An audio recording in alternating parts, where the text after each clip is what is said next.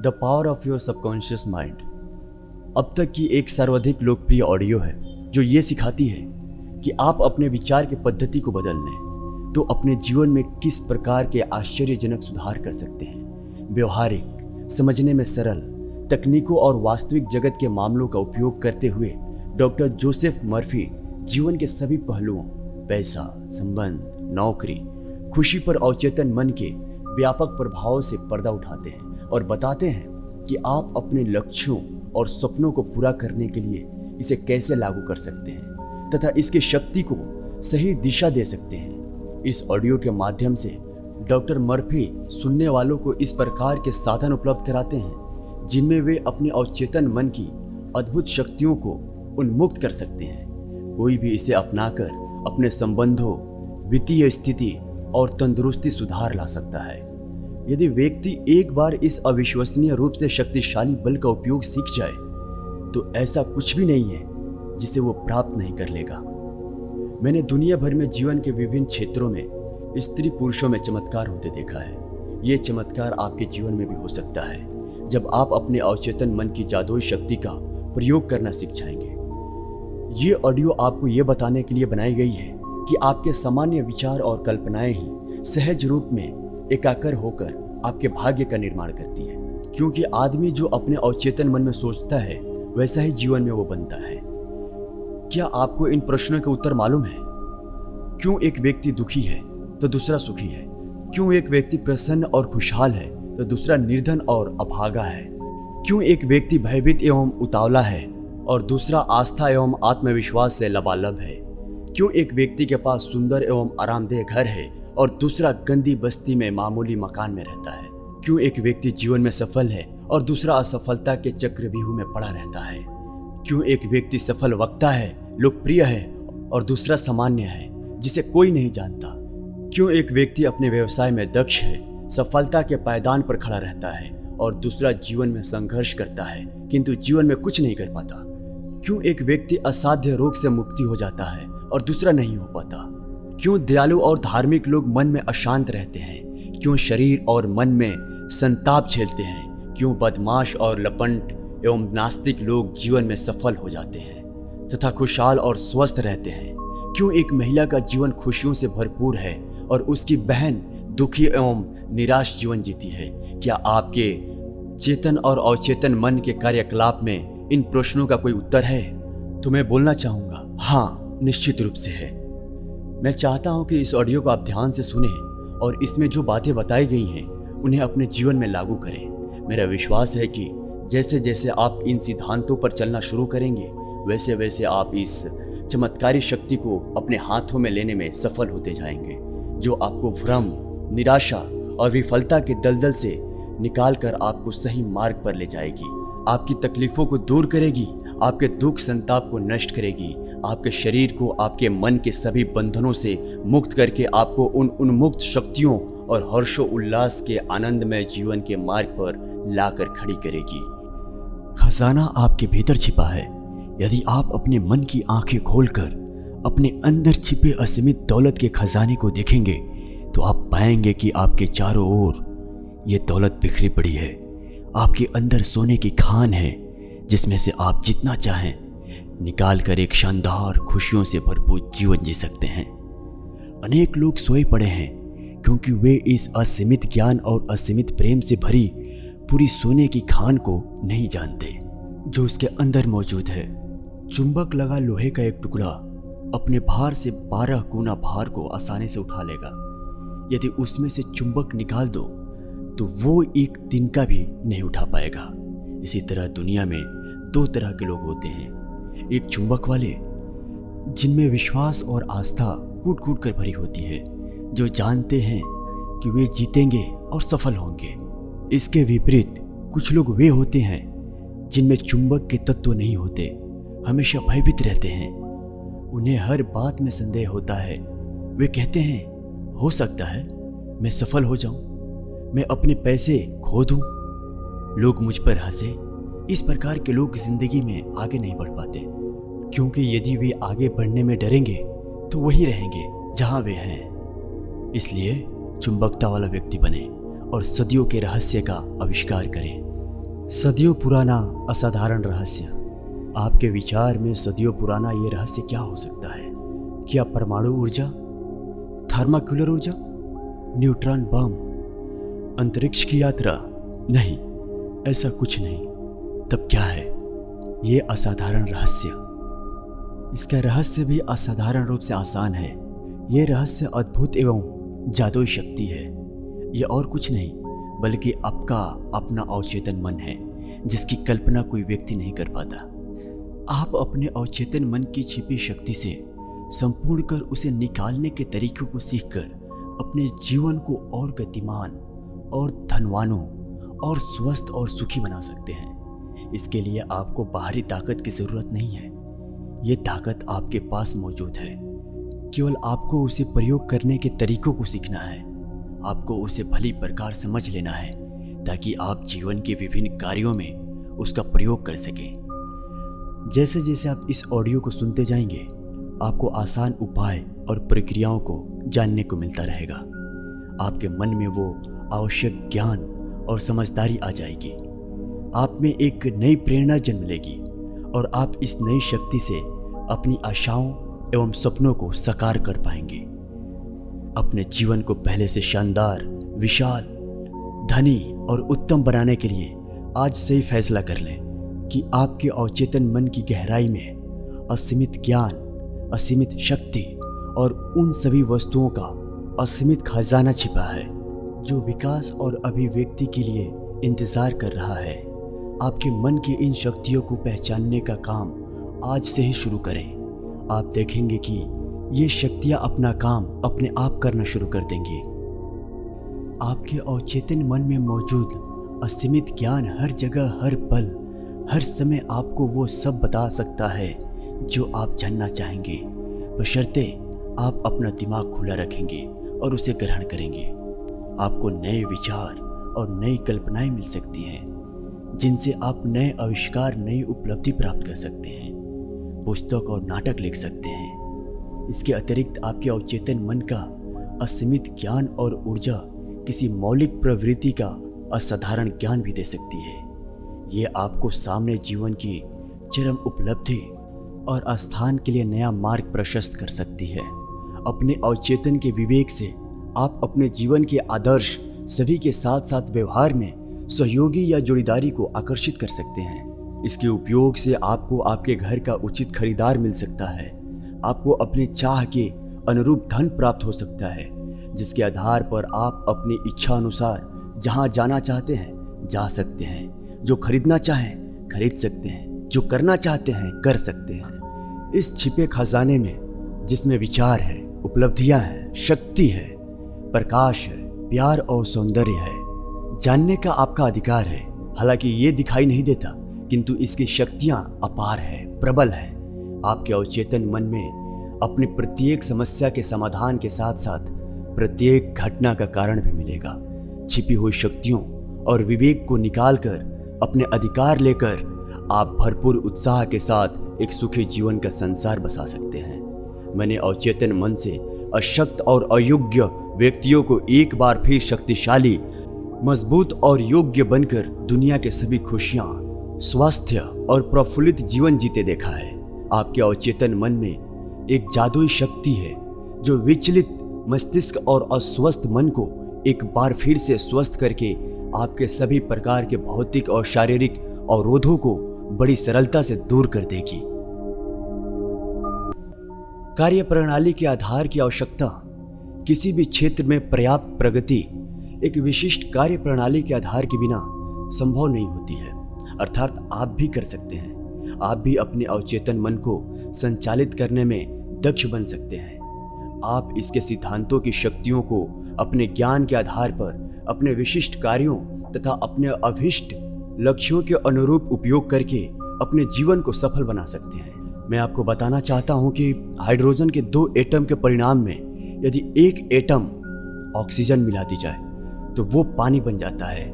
आप ये भली भांति जानते हैं कि एक एटम ऑक्सीजन और एक एटम कार्बन मिला देने से कार्बन मोनोऑक्साइड नाम की जहरीली गैस बन जाती है। लेकिन यदि एक एटम ऑक्सीजन और मिला दी जाए तो कार्बन डाइऑक्साइड गैस बन जाती है, जो एक साधारण गैस होती है। इसी प्रकार केमिस्ट्री रसायनों के मिश्रणों की एक प्रयोगशाला है। आप ये ना सोचें कि केमिस्ट्री, फिजिक्स और मैथमेटिक्स के सिद्धांत आपके अवचेतन मन से अलग हैं। पानी आपका धरातल स्वयं बनाता है।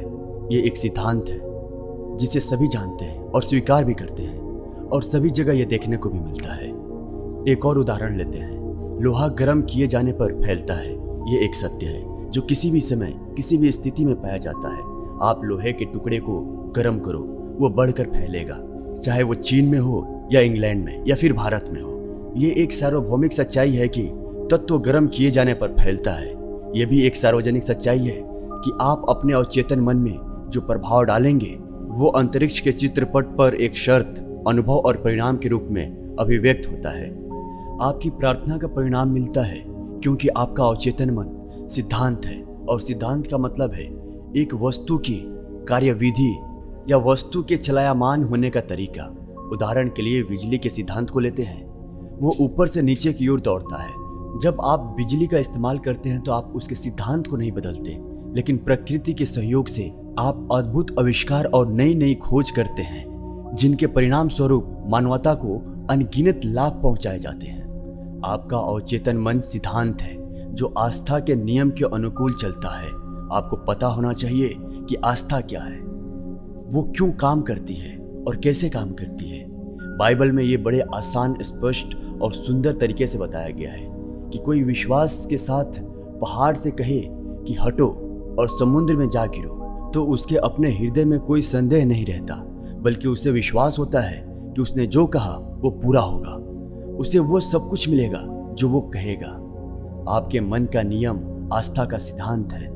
इसका मतलब है कि आपको मन के काम करने के तरीके पर विश्वास करना है। आपके मन की आस्था आपके मन का विचार है। देखो कितना आसान है सब कुछ, बस यही समझना है। आपके सभी अनुभव, परिणाम, शर्तें और कार्य आपके विचार के प्रति आपके अवचेतन मन की प्रतिक्रियाएं हैं। याद रखने वाली बात यह है कि परिणाम, फल या उत्तर उसमें नहीं जिसमें आप विश्वास करते हैं, बल्कि आपके मन की आस्था से मिलता है। झूठी आस्थाओं, धारणाओं, अंधविश्वासों और आज के जीवन में प्रचलित भयों पर विश्वास करना छोड़िए और जीवन के सनातन सत्य एवं दैवी नियमों पर विश्वास करना शुरू करिए। तब जाकर आप जीवन में ऊपर उठेंगे और जीवन का सच्चा आनंद ले सकेंगे।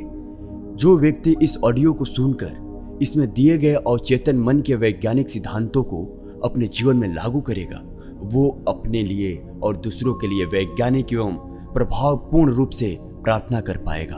आपकी प्रार्थनाओं के परिणाम कर्म और उसकी प्रक्रिया के अलौकिक सिद्धांत के अनुरूप होते हैं, जो आपके विचार की प्रकृति के अनुरूप होते हैं। आपके मन को स्वास्थ्य, शांति तथा शुभेच्छाओं में लगाएं और देखें आपके जीवन में क्या आश्चर्य होते हैं। आपका मन दरअसल में एक है, किंतु उसके दो स्पष्ट भाग हैं। दोनों की विशेषताएं अलग हैं। सभी बुद्धिमान लोगों को मालूम है कि दोनों भागों को एक रेखा अलग करती है। दोनों के कार्य बुनियादी रूप से एक दूसरे से अलग हैं। प्रत्येक विभाग को अलग अलग शिष्ट शक्तियां और गुण मिले हैं। दोनों की पद्धति आपके मन के कामों को सामान्यतः दो पालों में बांट देती है।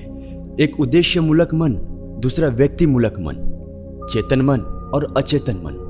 दूसरे शब्दों में, जो सतह पर दिखाई देता है यानी जो आप दिखाई देते हो, और दूसरा आपके अंदर का मन जो आपके अंदर है, दिखता नहीं। इससे स्वैच्छिक मन और अनैच्छिक मन अथवा पुरुष और स्त्री मन जैसे अनेक प्रकार से कहा जा सकता है। चेतन और अवचेतन मन, इन दो मनों के कार्यकलापों को समझने का एक नायाब तरीका है। मान लीजिए कि आपका मन एक बाग है और आप इस बाग के मालिक हैं। आप दिन भर अपने विचारों के बीज बोते हैं। ये वे विचार हैं जिन्हें आप अपनी आदतों के अनुरूप सोचते हैं। जैसे विचारों की बुवाई करते हैं, वैसे ही परिणाम आपके शरीर और आपके आसपास मिलते हैं। सुख, शांति, सही कामों, शुभ इच्छाओं और खुशहाली के विचारों का रोपण करना शुरू करें। धैर्य से बैठकर पूर्ण रुचि के साथ इन गुणों पर चिंतन करें और उन्हें पूर्ण रूप से अपने चेतन मन में अर्थात अपने सोचने समझने के मन में स्वीकार करें। उन्हें अंगीकार करें। अपने मन के बगीचे में इन विलक्षण बीजों की बुआई करें और उनकी शानदार फल का लाभ कमाएं। आपके अवचेतन मन की मिट्टी खूब उपजाऊ है, जिसमें सभी प्रकार के बीज उग जाते हैं, अच्छे भी और बुरे भी। लेकिन जरा सोचिए, क्या कांटों को रोपने से कहीं अंगूर मिलेंगे या गोकरू के पेड़ में अंजीर लगेंगे? इसलिए प्रत्येक विचार महत्वपूर्ण है, क्योंकि वही कारण है जिसके प्रभाव से फल मिलता है। इसलिए ये जरूरी है कि आप अपने विचारों पर नियंत्रण रखें, जिससे आपको वही परिणाम प्राप्त हो जैसा आप चाहते हैं। जब आपका मन सही रास्ते पर चलने लगेगा, जब आप सच को समझना शुरू कर देंगे, जब आपके अवचेतन मन में रचनात्मक, मधुर और शांतिपूर्ण विचार जमा होने लगेंगे, तब आपके अवचेतन मन की जादुई शक्ति में प्रतिक्रिया होगी और आपके जीवन में मधुर परिस्थितियां पैदा होंगी। आपके आसपास का वातावरण सहज बन जाएगा, प्रत्येक कार्य में सफलता मिलती जाएगी। जब आप अपने सोचने विचारने पर नियंत्रण शुरू कर देंगे, तो आपका अवचेतन मन इस शक्ति का उपयोग अपनी समस्या या परेशानी में भी कर पाएगा। दूसरे शब्दों में, आप वस्तुतः उस अनंत शक्ति और सर्वशक्तिमान नियम के सजग अनुयायी बन जाएंगे जो समस्त संसार को चलायमान रखता है। आप जहां रहते हैं वहां चारों ओर देखेंगे तो आप पाएंगे कि अधिकांश लोग शून्य जगत में रहते हैं और विवेकपूर्ण एवं ज्ञानी जन अभिलाषापूर्ण अर्थपूर्ण जीवन को चुनते हैं। याद रखें, अर्थपूर्ण जीवन अर्थात आपके विचार, आपकी भावनाएं और कल्पनाएं ही आपके शून्य जगत का निर्माण करती है। इसलिए यही रचनात्मक शक्ति और वो सब कुछ जो आप अपने जीवन में देखते हैं, उसे जाने अनजाने में आपके भीतर के मन ने बनाया है। आपके चेतन और अवचेतन मन के आदान प्रदान का ज्ञान आपके संपूर्ण जीवन को बदल सकता है। अपनी आसपास की दशा बदलने के लिए आपको उसके कारण को बदलना होगा। अधिकांश लोग दशा और परिस्थिति बदलने के लिए उसी में काम करना शुरू कर देते हैं। विवाद, उलझन, अभाव, बंधनों को दूर करने के लिए आपको उनके कारण को अर्थात उस तरीके को बदलना होगा जिसके जरिए आप चेतन मन का प्रयोग कर रहे हो।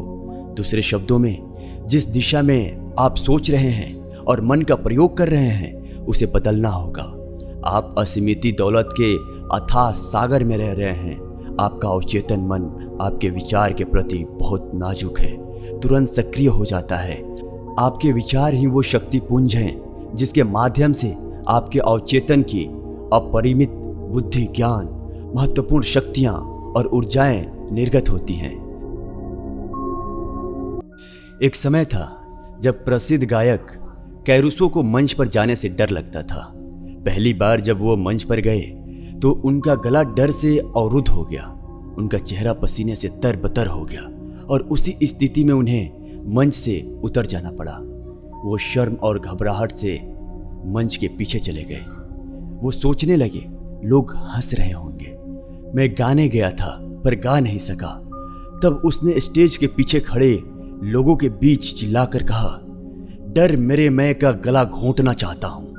फिर दोबारा उसने चिल्लाकर कहा, भागो, ये डर आपको भगाना होगा, भागना होगा, भागो यहां से। यहां मैं का अर्थ और चेतन मन की अपार शक्ति और विवेक से है, जिसने चिल्लाकर कहा था, भागो यहां से, मुझे अब गाना शुरू करना है। उनके अवचेतन मन से शक्ति का निर्गम हुआ। जब उन्हें दोबारा स्टेज पर बुलाया गया तो ये विश्वास के साथ स्टेज पर गए एवं बड़े शानदार तरीके से ओजपूर्ण एवं मधुर आवाज में गाना गाकर वहां मौजूद लोगों का दिल जीत लिया। अब आप समझ गए होंगे, कैरुसो ने मन के दो रास्तों को समझ लिया होगा। चेतन या अवचेतन मन में आपके विचारों की प्रवृत्ति के अनुकूल प्रक्रिया होती है। जब आपका चेतन मन डर, चिंता और हड़बड़ाहट में होता है तो अवचेतन मन में बैठी नकारात्मक भावनाएं निर्गत होने लगती है और आपका चेतन मन घबराहट, आतंक, भय और निराशा से भर जाता है। तब कभी आपके साथ ऐसा हो तो कैरुसो की तरह नकारात्मक विचारों के समक्ष पूरे साहस और विश्वास के साथ अपने मन में कहो, शांत रहो, धीरज रखो, मैं नियंत्रण में हूं। आपको मेरा आदेश मानना होगा। मेरा आप पर अधिकार है, आप यहाँ नहीं आ सकते, यहाँ अपनी ज़रूरत नहीं है। ये बड़ा अजूबा और रोचक होगा जब आप खुद अपने को कहते हुए देखेंगे किस तरह विश्वास और संयम से आप नकारात्मक विचारों को भगाकर मन को फिर से शांत, मधुर और सौहार्दपूर्ण बनाते हैं। और चेतन मन का विषय है और इसलिए इसे अवचेतन या विषय मूलक कहते हैं। मैं आपको एक उदाहरण देता हूँ जिससे आप इसके प्रमुख भेदों को समझ जाएंगे। चेतन मन जहाज के कप्तान या उसके नेविगेटर की तरह होता है। वो जहाज को चलाता है और नीचे इंजन रूम में बैठे कार्मिकों को आदेश देता है, जो सभी बॉयलरों, मशीनों, यंत्रों को उसके आदेशों के अनुकूल चलते हैं। मशीन रूप में काम कर रहे कार्मिकों को यह पता नहीं होता है कि वे कहां तथा किस ओर जा रहे हैं। वे केवल आदेशों का पालन करते हैं। कप्तान अपने कंपास और अन्य यंत्र के आधार पर यदि गलत या अधूरा आदेश देता है तो वे पहाड़ से टकरा सकते हैं, क्योंकि उनका काम आदेश पर काम करना है। कार्मिक जन कप्तान से सवाल नहीं कर सकते, वे केवल आदेश का पालन करते हैं। कप्तान जहाज का बादशाह है, उसके आदेशों का पालन होता है। ठीक इसी तरह आपका मन, चेतन मन कप्तान है, आपके जहाज का नेविगेटर है, जिसका रूप आपका शरीर है, आपके आसपास का वातावरण है और आपके अपने मामले हैं। आपका अवचेतन मन आपका आदेश लेता है, जिस पर आपका चेतन मन विश्वास करता है और सही मानकर स्वीकार कर लेता है। जब आप ये बार बार कहते हैं, मैं ये नहीं कर सकता, मेरे बस में नहीं है, तब आपका अवचेतन मन आपके शब्दों को स्वीकार कर लेता है और ऐसी स्थिति पैदा कर देगा कि आप अपनी चाहत की वस्तु या आप जो चाहते हैं वो काम नहीं कर पाएंगे। जब आप ये कहते रहोगे, मैं ये कार नहीं खरीद सकता, यूरोप की यात्रा नहीं कर सकता, ये घर नहीं खरीद सकता, ये सूट, ये पतलून नहीं खरीद सकता, तब तक ये जान लो कि आपका अवचेतन मन आपके नकारात्मक आदेशों का पालन करता रहेगा और जीवन भर आप अभावों में जीते रहेंगे। दूसरा उदाहरण यह है, जब आप कहते हैं कि मुझे मशरूम पसंद नहीं है और वो अवसर आता है जब आपको सलाद में परोसा जाता है और आपका पेट गड़बड़ हो जाता है, क्योंकि आपका अवचेतन मन आपसे कहता है, गुरु तुमको मशरूम पसंद नहीं है। यह आपके चेतन मन और अवचेतन मन के काम करने के तरीकों में अंतर का एक दिलचस्प उदाहरण है। एक महिला कहती है, मैं रात में कॉफ़ी पी लेती हूँ तो मेरी नींद रात में 3 बजे खुल जाती है। जब कभी वो कॉफ़ी पीती है, उसका अवचेतन मन धीरे से टोक देता है, गुरु चाहता है कि आप रात भर जागती रहो। आपका अवचेतन मन दिन व रात 24 घंटों काम करता है और आपके लिए, आपके फायदे के कामों में लगा रहता है। आपकी रोजमर्रा की आदतों के परिणाम आपकी गोद में डाल रखता है। खजाना आपके भीतर है। आपकी हार्दिक इच्छाओं की पूर्ति के लिए अपने अंदर झांक कर देखें। आपके अवचेतन के पास आपकी सभी समस्याओं का समाधान है। यदि आप अपने अवचेतन से सोने से पहले कहते हैं, मुझे 6 बजे उठना है, वो आपको सही समय पर उठा देगा। आपका अवचेतन मन आपके शरीर का निर्माता है। रोज रात को स्वस्थ और प्रसन्न विचारों के साथ सोने जाएं। आपका अवचेतन मन आपके वफादार नौकर की तरह आपके आदेश का पालन करेगा। प्रत्येक विचार एक कारण है और प्रत्येक दशा उसका परिणाम है। यदि आप पुस्तक लिखना चाहते हैं, नाटक या कहानी लिखना चाहते हैं, अपने दर्शकों के सामने प्रभावपूर्ण भाषण देना चाहते हैं, तो अवचेतन मन को बड़े प्रेम व मधुर्य से बताओ और वो आपके लिए अनुकूल काम करेगा।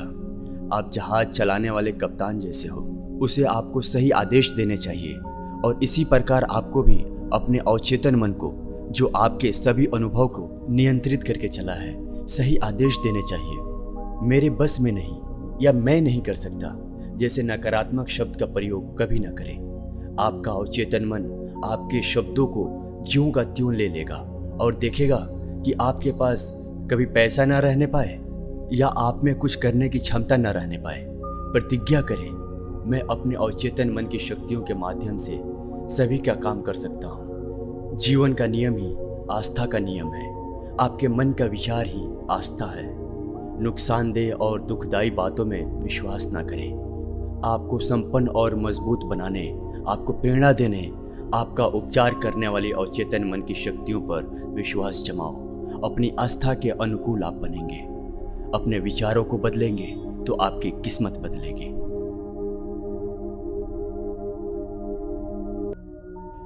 आपका अपना मन कैसे काम करता है? आपका एक मन है और आपको ये सीखना चाहिए कि उसका इस्तेमाल कैसे किया जाए। आपके मन के 2 स्तर हैं, चेतन या विवेक युक्त स्तर और अवचेतन या विवेक रहित स्तर। आप चेतन मन से सोचते हैं और जो अपनी आदत के अनुकूल सोचते हैं वो आपके भीतर के अवचेतन में डूब जाता है और आपके विचारों की प्रवृत्ति के अनुरूप रचना करता है।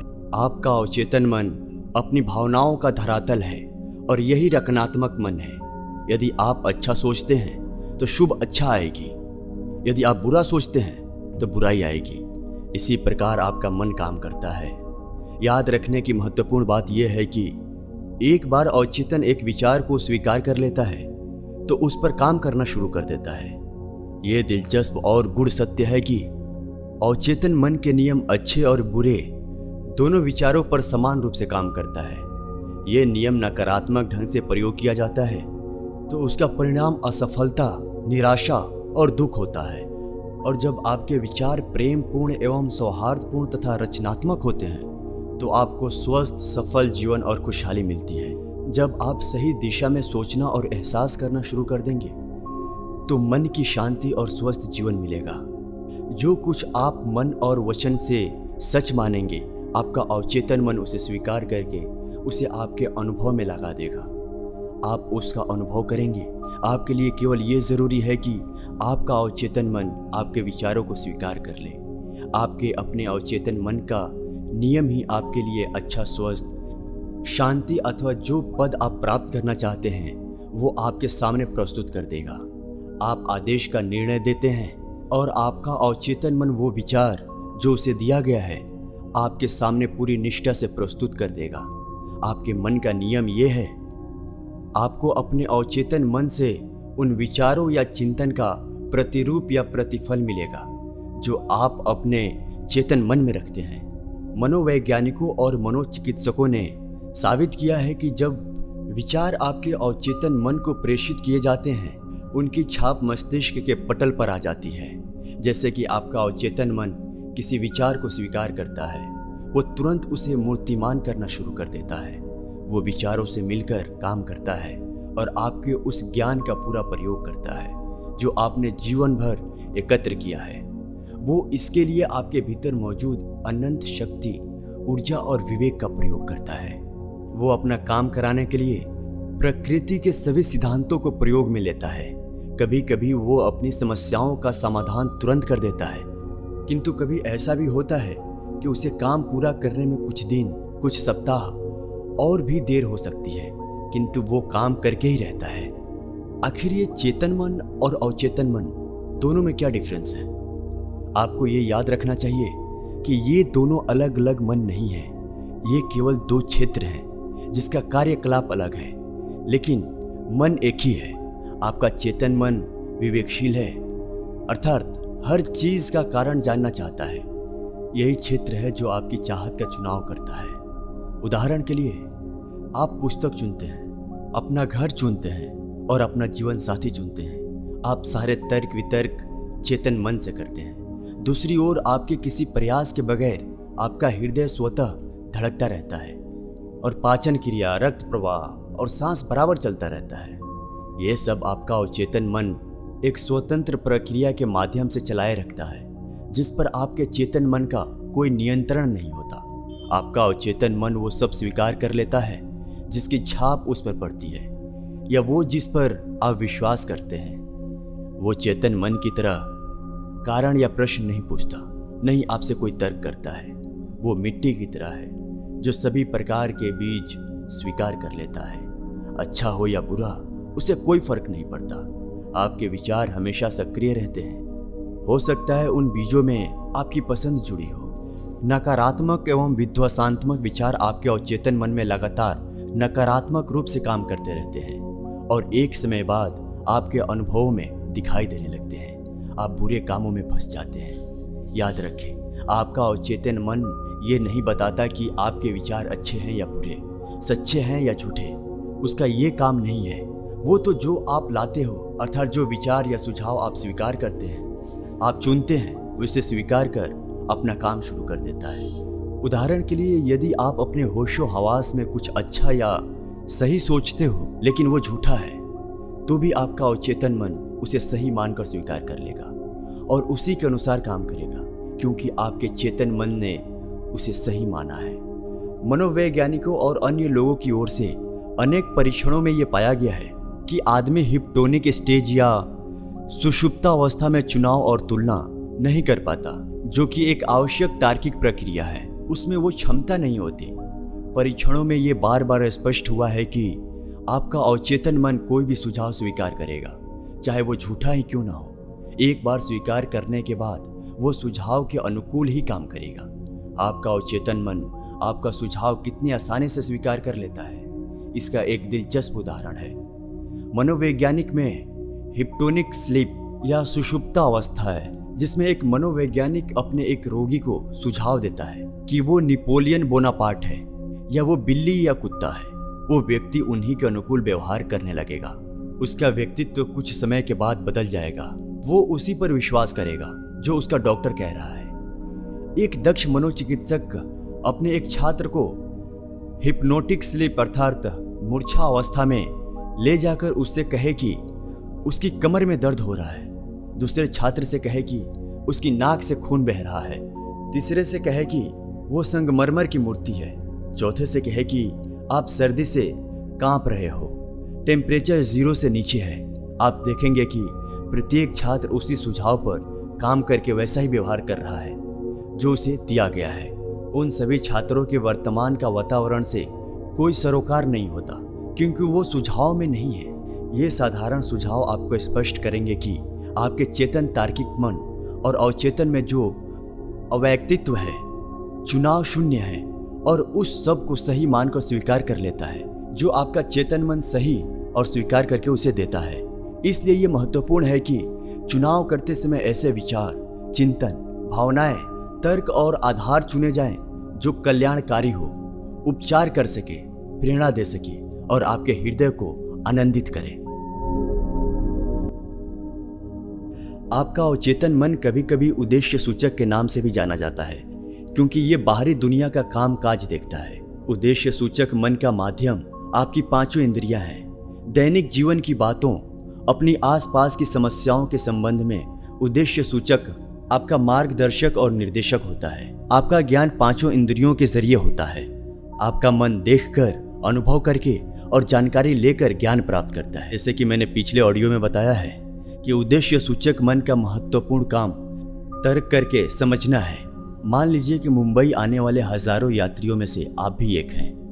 आप इस शहर को देखकर ये कह सकते हैं कि आपने यहाँ सुंदर पार्कों, बगीचों और बड़े बड़े भवनों तथा खूबसूरत घरों को देखा, और देखने के बाद आपका ऐसा कहना है कि ये एक भव्य और सुंदर शहर है। ये काम आपने उद्देश्य सूचक मन के माध्यम से किया है। कभी कभी आपके अवचेतन मन को विषय सूचक कहा जाता है।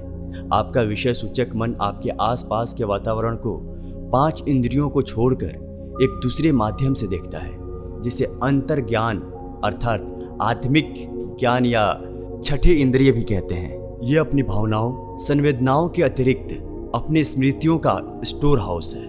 आपका विषय मूलक मन उस समय सबसे ज्यादा कार्य करता है जब आपका उद्देश्य सूचक मन नहीं रहता। दूसरे शब्दों में ये वो बुद्धि है जिसका चमत्कार तब होता है जब आपका उद्देश्य सूचक मन निलंबित या सोया हुआ रहता है। विषय सूचक मन को देखने के लिए आंखों की या किसी और प्राकृतिक इंद्रिय की जरूरत नहीं होती। उसके पास जो सामने नहीं है और जो सामने नहीं है उसे सुनने की क्षमता होती है। अर्थात वो जो चाहता है वो देख सकता है, जो सुनना चाहता है उसे सुन सकता है। वो आपके शरीर को त्याग कर दूसरे स्थानों, दूसरे देशों की यात्रा कर सकता है और वहां से जानकारी ला सकता है जो हूबहू सत्य होती है। मनोवैज्ञानिक इसे स्ट्रेट ट्रैवलिंग कहते हैं। विषय सूचक मन के जरिए आप दूसरे की भावनाओं एवं विचारों को पढ़ सकते हैं। आप बंद लिफाफे के पत्र का विषय पढ़ सकते हैं, तिजोरी में बंद कागजों के विषय जान सकते हैं। आपका विषय सूचक मन किसी संचार साधन के बिना दूसरे व्यक्ति के मन की बात जान सकता है। इसलिए ये बहुत ज़रूरी है कि हम अपनी प्रार्थना का सही प्रयोग करने के लिए उद्देश्य सूचक और विषय सूचक मन के बीच संबंध या आदान प्रदान को भली प्रकार समझ लें। आपका अवचेतन मन तर्क वितर्क नहीं कर सकता, इसलिए यदि आप उसे गलत सुझाव देंगे वो उसे सच मानकर अपना काम शुरू करके उन्हें दशा, अनुभव या घटनाओं के रूप में पेश कर देगा। आपके साथ जो बातें हुई हैं वे आपके विचारों की छाप के आधार पर हुई हैं, जो अपनी अवस्था के अनुकूल आपने अवचेतन मन को दिए हैं। यदि आपने अपने अवचेतन मन को अशुद्ध या गलत विचार प्रेरित किए हैं और उन्हें आप हटाना चाहते हो, तो उनके स्थान पर रचनात्मक और सौहार्दपूर्ण विचारों को बार बार दोहराएं, जिससे आपका अवचेतन उसे स्वीकार करता है। इस प्रकार विचारों और जिंदगी की एक नई और स्वस्थ आदत डालें, क्योंकि आपका अवचेतन मन आदतों का कार्य स्थल है। आपके अवचेतन मन के रोजमर्रा के विचार आपके अवचेतन मन में गहराई से उतरकर एक आधार बना लेते हैं। यदि आपके दैनिक जीवन के विचार सौहार्दपूर्ण, शांतिमय और रचनात्मक हैं, तो आपके लिए ये बहुत ही उपयोगी है। यदि आप भय, परेशानी और विचारों के अन्य प्रकार के विध्वंसात्मक स्वरूप में मशगूल रहे हैं, तो इसका उपाय यह है कि अवचेतन मन की दैवी शक्तियों को याद करें और स्वतंत्रता, सुख तथा संपूर्ण स्वास्थ्य का आदेश दें। आपका अवचेतन मन चूंकि रचनात्मक है तथा दैवी शक्ति से परिपूर्ण है, वो स्वतंत्रता और खुशी की रचना करना शुरू कर देगा, जिसका आपने आदेश दिया था।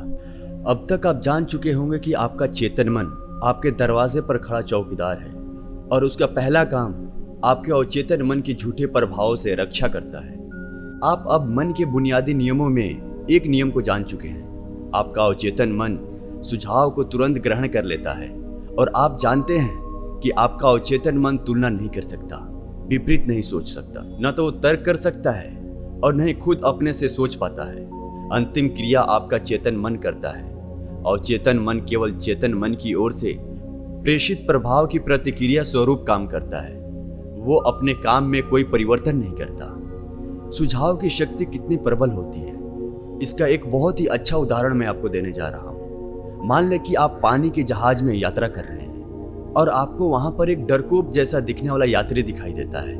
आप उससे कहते हैं, लगता है आप बीमार हो, आपका चेहरा पीला जर्द हो गया है, मुझे डर है कहीं आपको सी सिकनेस ना हो जाए, चलिए मैं आपको आपके कैबिन तक पहुंचा देता हूं।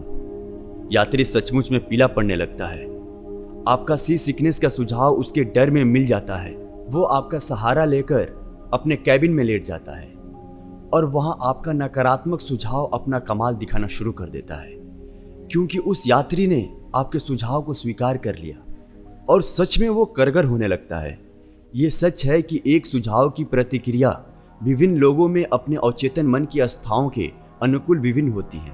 उदाहरण के लिए, यदि आप एक दया से अभिभूत होकर जहाज के नाविक से कहते हैं, प्रिय दोस्त, आप बीमार लग रहे हो, क्या आपको ऐसा नहीं लग रहा है? मुझे तो लग रहा है कि आपको सी सिकनेस होने जा रही है। अपने सुझाव के अनुकूल वो आपके जोक पर या तो हंस देता है या आपको देखकर चिढ़ जाता है। आपके सुझाव का उस पर कोई प्रभाव नहीं पड़ा, क्योंकि सी सिकनेस के बारे में वो अच्छी तरह से जानता था कि वो उसे हो ही नहीं सकती। इसलिए उसके मन में भय या चिंता के स्थान पर आत्मविश्वास दिखाई दिया। डिक्शनरी में सुझाव की व्याख्या क्रिया या मन में या मानसिक प्रक्रिया में कुछ रख देना है, जिसके जरिए सुझाए गए विचार को स्वीकार कर उस पर कार्यवाही शुरू हो जाती है।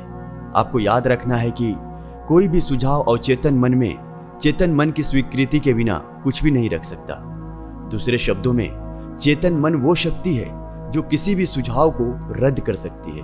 नाविक के उदाहरण में उसे सी सिकनेस का भय नहीं था। उसे विश्वास था कि वो बीमारी उसे हो ही नहीं सकती, और नकारात्मक सुझाव में वो शक्ति नहीं थी जो उसके विश्वास को भंग करके उसमें भय पैदा कर सके। सी सिकनेस का सुझाव इससे पहले वाले यात्री पर कारगर हो गया, क्योंकि उसमें सी सिकनेस का भय समाये बैठा था। हम में से प्रत्येक के अपने अंतर मन में भय होते हैं, अस्थायी एवं विचार होते हैं, और अंतर मन की ये धारणाएं हमारे जीवन में अपनी भूमिका निभाती है। एक सुझाव की अपनी कोई शक्ति नहीं होती जब तक कि उसे मानसिक रूप से स्वीकार नहीं कर लिया जाता। इसी कारणवश अपनी अवचेतन शक्तियां सुझाव की प्रवृत्ति के अनुसार सीमित या नियंत्रित रहती है। 70 वर्ष की एक वृद्धा हमेशा अपने आप से कहती रहती थी, मैं भूलने लगी हूं। उसने स्वप्रेरणा के जरिए भूलने की अपनी प्रक्रिया को बदल दिया। उसने कहना शुरू किया, आज से मेरी याददाश्त बढ़ने लगी है। मैं अब हमेशा अपने ज़रूरत की बातों को याद रखूंगी। जो बातें मुझसे होंगी वे स्पष्ट रूप से मुझे याद रहेंगी। मैं उन्हें स्वाभाविक रूप से बड़ी आसानी से अपने पास रखूंगी। जब भी मुझे ज़रूरत होगी मैं उन्हें अपने मन में रखूंगी।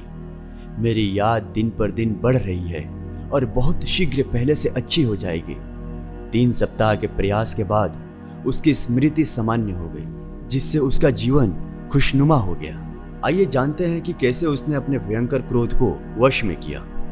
अनेक लोग जिन्हें चिड़चिड़ापन और भयंकर क्रोध की शिकायत थी, उन्होंने स्वप्रेरणा की मदद से अद्भुत परिणाम प्राप्त किए हैं। इसके लिए उन्होंने विभिन्न वक्तव्य 1 महीने में दिन में 3-4 बार दोहराए हैं, सुबह, दोपहर और रात में सोने से पहले। आज के बाद मैं मृदुल स्वभाव का बनूंगा।